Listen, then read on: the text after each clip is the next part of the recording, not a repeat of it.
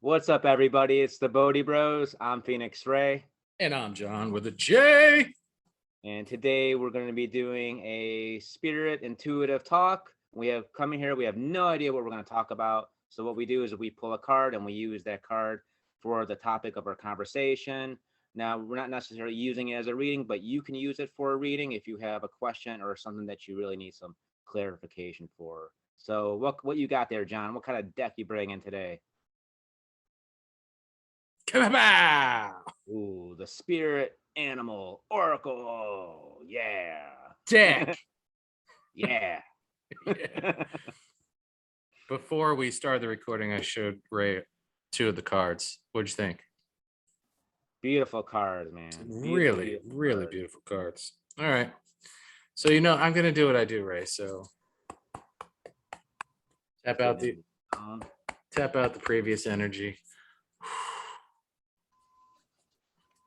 Welcome in the new energy. Send you some energy. Oh, I will receive that energy. Connect to the heart. If you are asking a question, folks, now's the time to bring clarity into your heart for your question or your intention. And here we flow. All right. Shuffling it up. All right, Ray, you know how I like to spread them. Let's go bottom. Bottom over here? Yeah. This area? Very last. Yeah, that's good. Right here? Yeah, that's good. Whatever. All right. Like right at the bottom there. So, wow. Be spirit. Sweet results await. Look at that.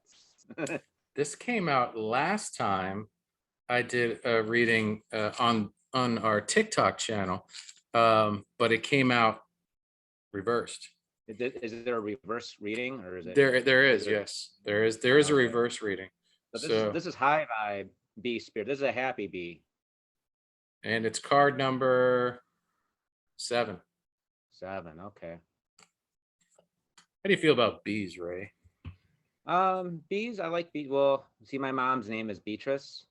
So okay. Bee, so my mom likes bee things. So a lot of times for her birthday or Christmas, I get like bee stuff, like coffee mugs or shirts or whatever. If I find something a bumblebee that's it's kind of cool, like I always get that her for something like that as a gift. So then my niece also has her middle name Bee. So but yeah, bees do have a meaning to me in that way. Like I guess a motherly. So that's what it kind of rings for me, is that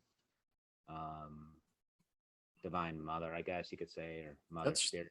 That's really cool. My first dance with the bumblebee, if you will, was my first remembered interminglings with the bee community were those giant, those bulbous bumblebees that like hover and they look half drunk by like those big bulbous flowers. Yeah. They used to, and it was when I lived in Long Island. We had these huge flowers dripping off of like a trellis by our front door, and they were so attracted to them. But they were to get in and out of the house was like terrorizing, because they were really like loud too, and like when you don't know, you don't know. And your parents are like, come on, get in the house. And you're like, just like, it was very traumatic. But they don't even sting you, those. No, actually, like I think they will, but they're like, they need to be like really like, you need to be a pretty big a-hole for them to get you. But I was really deathly scared of those too. So maybe that's kind of weird. Maybe it's like a projection that we fear something that's not really a threat, and we think that we have to protect ourselves against something that's really like just minding its own business, looking for food and stuff. And it took a long time to work out the sensitivities for me to like the bee community, and then I think it spilled into wasps. And I think I would say a lot of it probably had to do with TV programming. I must have seen things on TV as a young child that made me like, you see Jaws and you're like, never going swimming again. It must have been stuff like that, or you see a little child getting stung on a show, or whether it's Sesame Street or those cartoons, the hive and like the bees. Right. And they're like, run. Yeah, that could very well have been it. It could have been a Yogi Bear thing, a Bugs Bunny type thing back in the day. And you're like, you see people running, panicked, because of those swarms of bees. And you're like, you see them by your front door and you're like, this is what Bugs Bunny was running from. Yeah. Like, why are you so Yeah, calm? I was terrified of bees a lot too till the bumblebees. I mean, I still hate wasp. I still, but like the bumblebees, Yeah. like I think it's when I had a house and we had like flowers and we had a lot of bumblebees in our yard and stuff. And I would cut the grass and I used to be, really scared. If I saw a bee, I would be like doing like ninja skills in the yard, like. Yeah. But I kind of Yeah. just grew there, like kind of like made friends with them, and they were kind of just like left me alone. I just cut the grass right by them, and they would, they would kind of mind their own business. I respected them; they respected me, Yeah. and it was all good. But I remember even as a kid, like hearing something about the color red, like the bees don't like the color red or something. And I remember Yeah. every time I'd wear red, I always thought like a bee was gonna come, like want to attack me. Oh wow, like a bull, like bulls Kind are. of, Yeah, yeah, yeah. yeah. Wow. So for me, I was able to make a really a loving peace with bees for two reasons. I went on a trip um, in a previous relationship with a partner to a Lavender Festival up in Washington State in the Pacific Northwest. And dude, when you walk up to these fields, there aren't just thousands of bees. It's a, I mean, it's a symphony, bro. It's a hum. You can feel the earth around, like moving. You can feel the waves of the humming vibrations. Zzz, yeah. And there's always like a farmer or someone standing, by the edge of the rows of lavender to answer questions. And from what I understand, dispel fears, because a lot of kids and adults will freak out, included. You'll start and because they're not around the road, they're like in the flowers, right? And so a lot of people will stand there, oh, the lavender, whoa. And then a farmer, and it happened on more than one occasion, like they'll sit there with like a little piece of like wheat stick chewing on, or some type of, oh, Ray can't hear me right now, so I'll wait a moment as I tell my farmer story. But imagine a character in overalls standing outside a row of lavender. Okay, I'm back now. So imagine a farmer, right, just standing right there, a little wheat, chewing on a blade of grass or something, going, don't worry about the bees. They're more interested in the purple stuff than they are you. Hmm. And, say something like that, wise and reassuring. And in all my years, I've never seen a single guest get stung. So long as you don't mess with them, they won't mess with you. And you're like, okay. I mean, like, here we go. And you see people walking up and down. It's a moment to really like swim with the sharks, man. Like because it can be overwhelming. But Yeah. once you embrace it, and we learned to, because farm to farm, it was the same thing. And people weren't running away like Bugs Bunny, getting chased by the hive of bee. You're just like, all right, this is the dance with Mother Earth. This is, this is how we connect. And the way we connect is we come from a place of love and not fear. And it actually, as that melted, that fear melted and that dance with the bee began, it was actually an energy you looked forward to, because it was like it was supercharged. I mean, you had that hum, you had all these bees working and making love to the flowers and all this stuff, and it was like pretty cool. Come back from the trip, no longer gonna freak out about bees after that. I'm entertaining a friend at my house. Bee flies in the house. It was like right by the table where we're hanging out, and it's on like the light fixture or something. Mhm. He's allergic, starts freaking out. And this was during my like heavy cannabis smoking days. And I'm like, and he's like, man, if that thing stings me, I'm gonna die. He's like, kill it. And I'm like, whoa, whoa, whoa. Not gonna kill the bee, man. He's like, stop being a hippie, get rid of the bee. And I'm like, relax. And I didn't even know what it was, but I walked in the kitchen. He's like, where are you going? I grab a coffee filter And bro, in like slow motion Jedi fashion, I'm like, I went up to the light fixture and I went with the coffee filter, like all soft and shit, man, as soft can be. And I could feel it like bumping around in there. And I walked out the front. Wasn't even worried that it would sting me through the thin Yeah. filter. You want to know why? Because it was totally from a place of, bro, it was, hey, you're in good hands. I was surrounded by millions of your ancestors. We're good. Walked outside, B flew out. He looks at me with eyes of amazement. He's like, that could have been one of the coolest things I've ever fucking seen, man. He's like, where did that come from? And I'm like, Washington. I mean, like, dude, we can make peace with the things that terrified us the most as children on so many levels. We just have to be willing to open our hearts and understand those things, those monsters, right, that plagued us so, and see that maybe there's a different word we can put on bees other than like monsters. I did the same with wasps too, man. I hear you still don't like the wasps, man. I still don't like those wasps. Those wasps. Yeah, man, those wasps need to go. Yeah.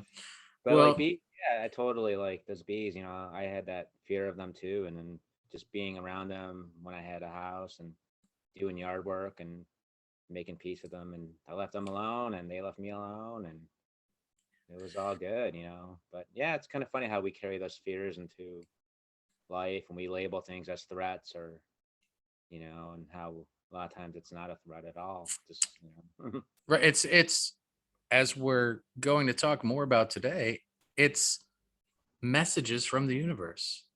All of these sentient beings that surround us in nature come to us and bear reminders, messages, guidance systems of love for us to hopefully gravitate toward. And the bees message today, other than the number 7 for all you numerology fans out there, is sweet results await.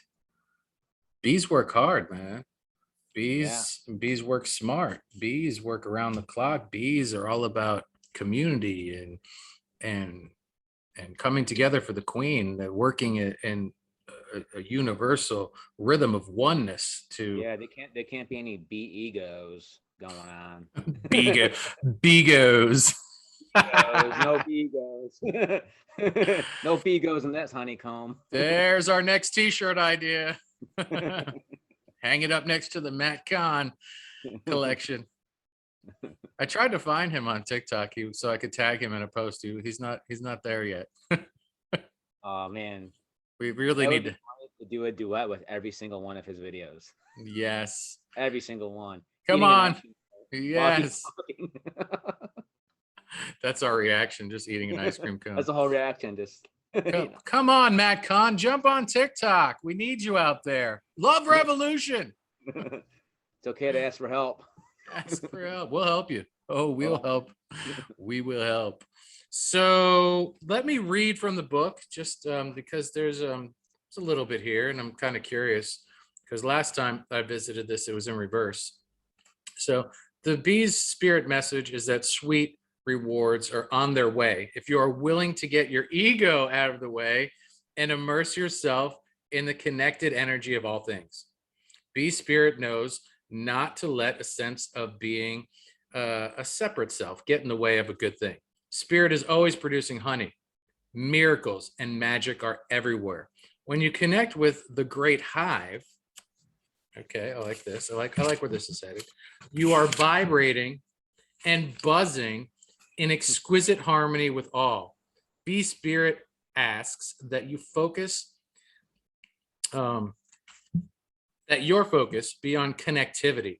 Your body, heart, soul, and psyche experience total interconnectedness and a true integration when you self-forget, when you remember that you are part of a greater unified consciousness. Yeah. There's more, but maybe I'll save it for the end of our broadcast because I am still curious. But yeah, well, with that said, what do you think, Ray? I mean, the ego could definitely be an obstacle towards that success, because a lot of times the ego will tell you that things should be different than they are. Like this should be happening this way, or I should be here instead of there. And it takes what other people have done, and you end up comparing yourself to other people. That's part of the nature of the ego. And then by then you're comparing yourself to other people, and that can create you, discourage, kind of hurt your self-esteem, be like, maybe I'm not good enough, or I'm unworthy. And being in that could take you out of alignment with the moment. So I think the key is listen to that voice, acknowledge that voice, give it give it an ear, but you don't always have to abide by it. You don't always have to believe everything it says.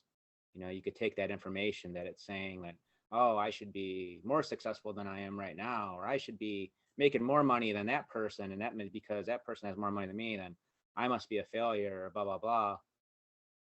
You could do that. You could do that inner work, try to get to the roots, but also remember too who you truly are beneath all that, beneath all that voice is there on the surface, but below that is the heart, is the spirit, is the soul. And maybe come at whatever it is, allow that the bigger sense of self to awaken, kind of expand, allow your heart to expand. Because when we're caught in our ego, we're kind of caught in this like small sense of self.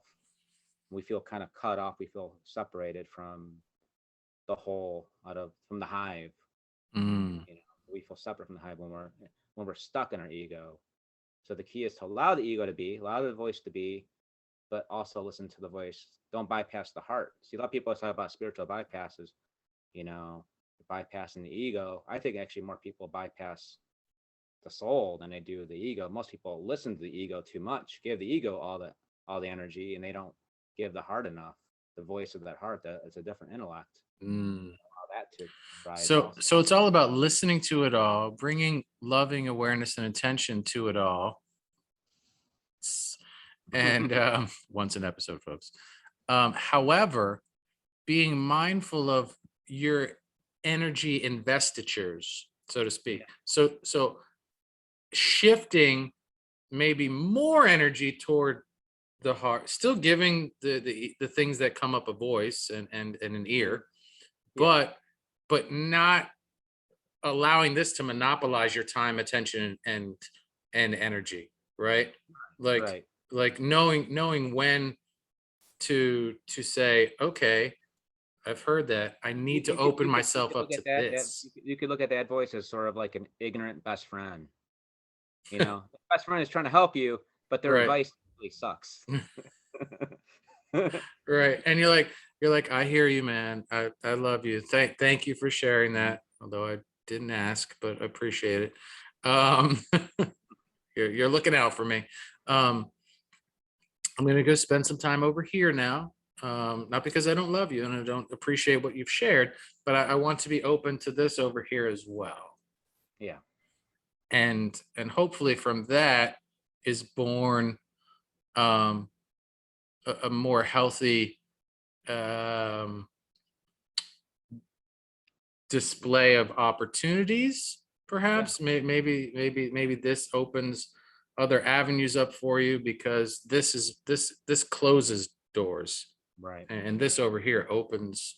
This wants to protect you and keep you isolated and like, hey, no. Expansion is scary, change is terrifying. But the heart is like, hey, it's all love and we're all connected. Like, let's grow this. Let's call it a project. We could use our podcast, for instance. Like, if we want to grow more, it would behoove us to come more from a place of heart openness than, why aren't we at 10,000 followers yet? These other card readers and spiritual shows have like 500,000 views. Why don't we have that? We're good. Aren't we funny, folks? What the fuck? Right. So that's that voice that you were talking, right? Yeah. And so it's important not to like tell that to shut up. But what would you say is a healthy expression of of what could help our podcast when it comes to being open to expansion? I think being like I think what we're doing the right thing is I think we're being present. We're not trying to make an episode with the idea of just to be successful. You know, we're not coming here being like, okay, what's the most viewed topic on Facebook, YouTube, and we need to do this. We're gonna do this algorithm, and and kind of get onto Right, that, kind of right, taking us like, then I feel like we can't be ourselves. So I right. think it's us being authentic and being present right now with the show going on right now, Mm, not worrying about not worrying about the outcome of the results. right. I think when you're worrying about the outcome and results, your mind is now you're not present because you're always a part of that energy is now invested in the future. You have Whoa, this right. attachment You've for so not all your energy can go here. Part of you is still. you've disempowered what is of most importance, and that's doing something in the moment, being present with it, and coming from a place of love Mhm. by attaching all of that energy and power to the worry and the outcome and the what ifs and the why nots and the how Because cans. the ego is never present. The ego is always is either in the past or the future. So the ego will take part of what happened, some sort of disappointment that happened in the past, remember it, and say, well, we better not let that happen again. And it tries Mm, to remind you, and it's looking out for you, it's trying to protect you, but it's just ignorant. It's just ignorant. So when you're doing something too, the ego will have you thinking about the future outcome. Oh my God, like don't say that because people are going to judge you. Or if you want to be successful, you got to do it this way. Don't be yourself because last time you said that, and it's always trying to warn you, but it's not coming from a wise place. It's coming from a naive place, and sometimes it's right. Sometimes it does have to come up with like you know. Sometimes it'll be right, but when it is right, it'll always remind you when it's right. It's like, right. "See, I was right that one time. You should not listen to me now. I may be right again." And it's like, but usually you know, it's right every once in a while.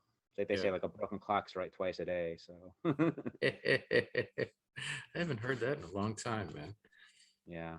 Well, we have B Spirit number 7. I'm going to read a little bit more from the book, see if that takes us anywhere. If not, we can. I wonder when you were talking about that hum, like that vibration. I wonder, like, what if there was any kind of healing frequency that came out of that, like if you were in that swarm of like bees, like I wonder if they could like do like bee buzzing healing vibrations or something like that. Like, what would that, like what kind of hertz is that on?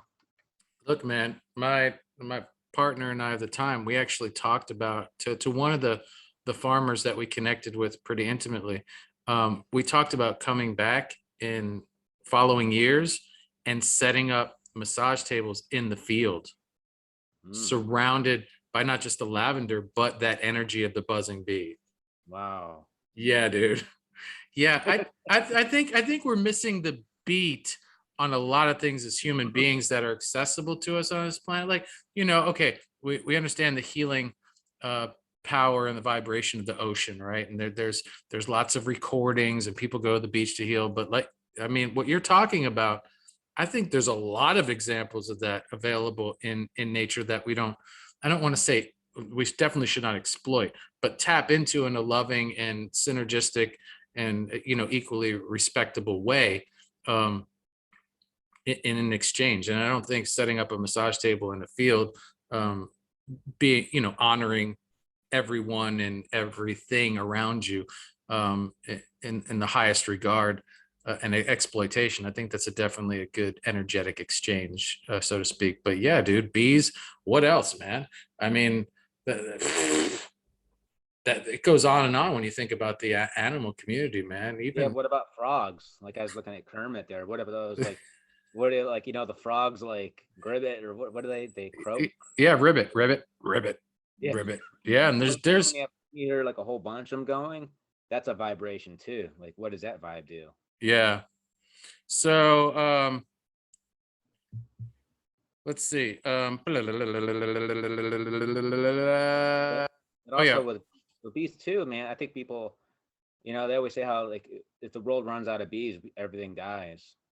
Yes. So very important. And I think that's something like bees that like up until like probably the past couple of years, we took bees for granted big time. We always want to eliminate them. And, now we hear that, if there's a hive, you shouldn't destroy it or kill the bees. We need the bees.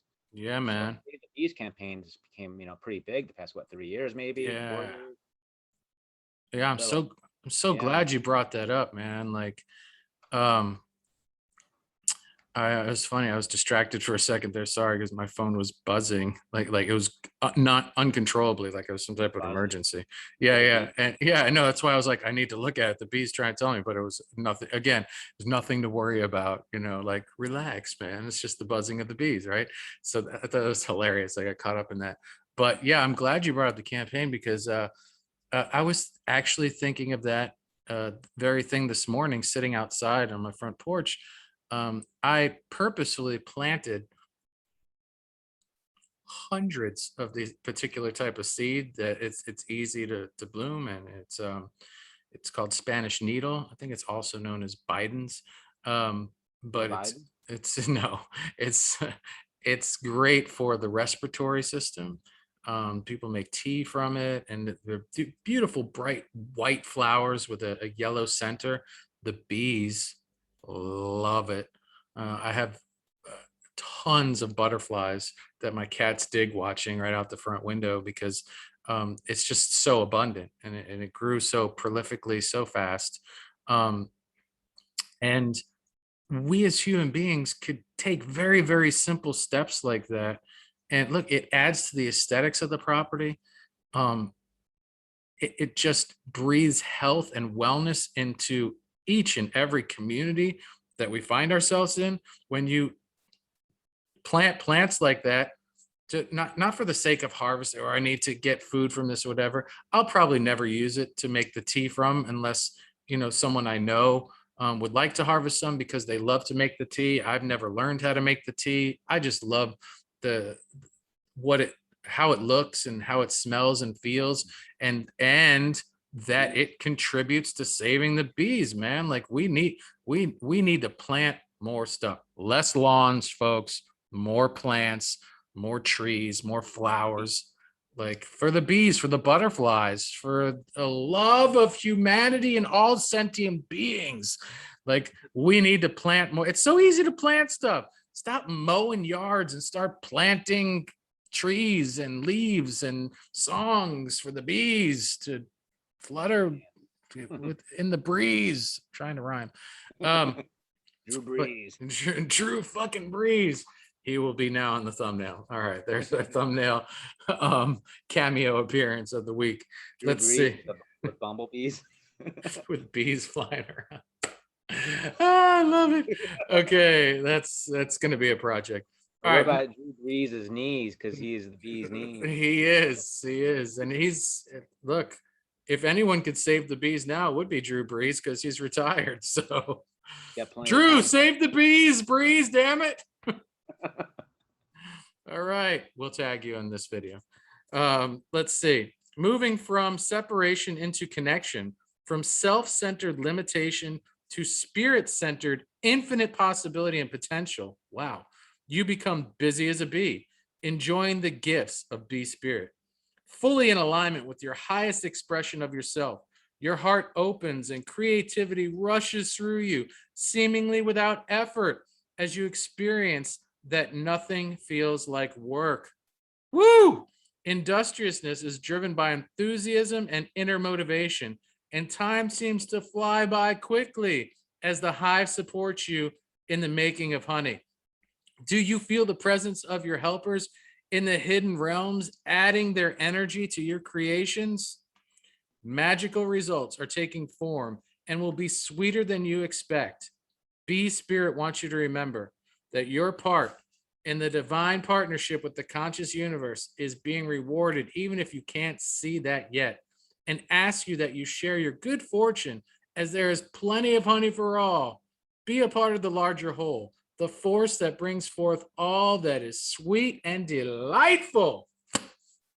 God damn. Woo! Woo! I feel like Drew Brees just threw a touchdown. Woo! It's good. Man, I mean, I don't have much to add to that, man. What I was kind of what I said about work is, when you're in your ego, your sense of self, you're separate, you feel that separation.